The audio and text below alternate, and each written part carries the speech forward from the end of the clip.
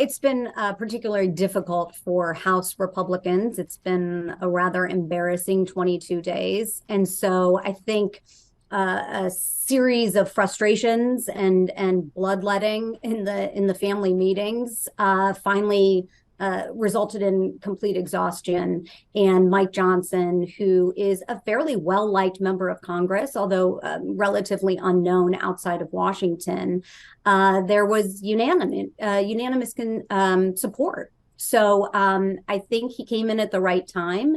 And I think a lot is going to be said for his ability to move forward.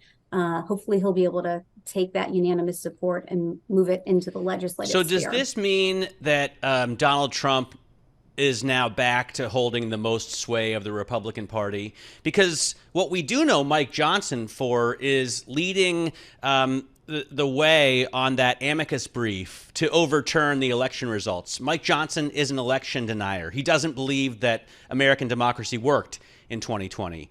He doesn't believe that President Biden fairly won the election. And all of the people in his party supported a person like that for Speaker of the House. Does that mean, well, either none of them believe in the U.S. democracy or they're all sort of heeding the Trumpian call? Well, first I'll say Donald Trump is the de facto leader of the Republican Party. There is no doubt about that. He is the former president. He's running for re-election, right? And he is the leading candidate in the primary. So, there's little doubt that Donald Trump is the leader of the Republican Party. That being said, he did have some sort of force within the last 22 days, putting in his support first for Jordan, who failed, quite frankly, then opposition to Tom Emmer, who had already had about 26 votes against him already. So whether that sank him or whether that sort of sealed the deal, I think is sort of an open question. But moving forward, into 2024, into an election year, I have no doubt that this Republican conference will be united behind whoever is the Republican primary candidate. And right now, Donald Trump is taking a heavy lead there. All right, so where does the Republican Party go now? Where does the House go now from a legislative perspective? Well, two things, right? So first, they have to get appropriations bills across the House floor. And they need their appropriations bills because they are marking to FY22 levels. The Senate is marking to FY23 levels. That is a big disagreement, right? So over the next several weeks, you're going to see the House Republicans moving the House appropriations bills across the table.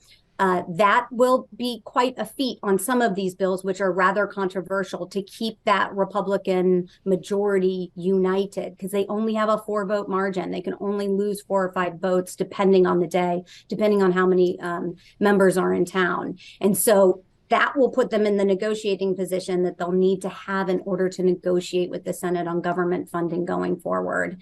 And then, of course, there is the defense supplemental that the White House sent to the Senate last week. It's currently being debated, discussed through hearings, through regular process in the Senate. I expect the same to happen in the House, but that's going to take a little bit of time. And that's funding Israel, Ukraine, Indo-Pacific, the border, and there are going to be a lot of disagreements, a lot of controversies around the policy that surrounds that money. In terms of cutting spending, is there any hope that these Republicans are going to be able to rein it in after we've seen, basically deficits since Bill Clinton? Say what you will about the philandering of William Jefferson Clinton. At least he balanced the budget, right? Is there any hope that something like that happens ever again in our lifetimes, Jen? That's right. And Bill Clinton came together with House Republicans, with Newt Gingrich, and was able to do that really in a bipartisan way. I don't necessarily see that sort of work being done between the White House and this Republican conference in the House.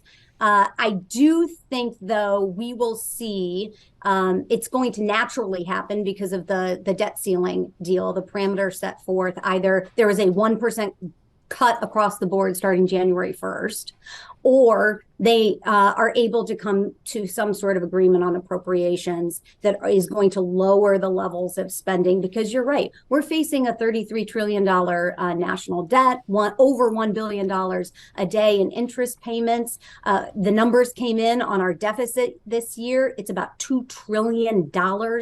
That's more than $2 trillion more than we're bringing in, right? We're spending. That's a real problem. And much more than had been anticipated. Voters. Yes, yeah. Exactly. Wow.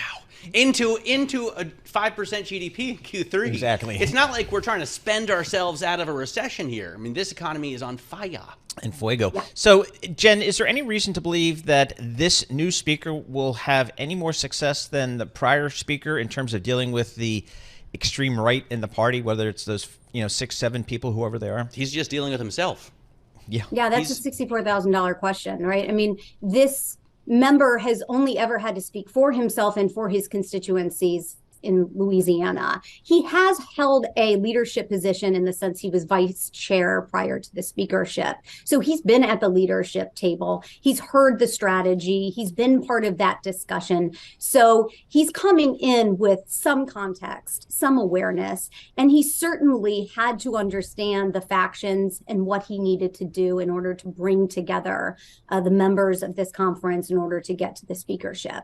I think going forward, he has suggested in his run for speakership earlier this week with the conference, he has suggested that he wants to pass a CR into January or April 15th, which is another magic deadline as regards to budget, in order to get that leverage for Republicans in the House to really negotiate with the Senate.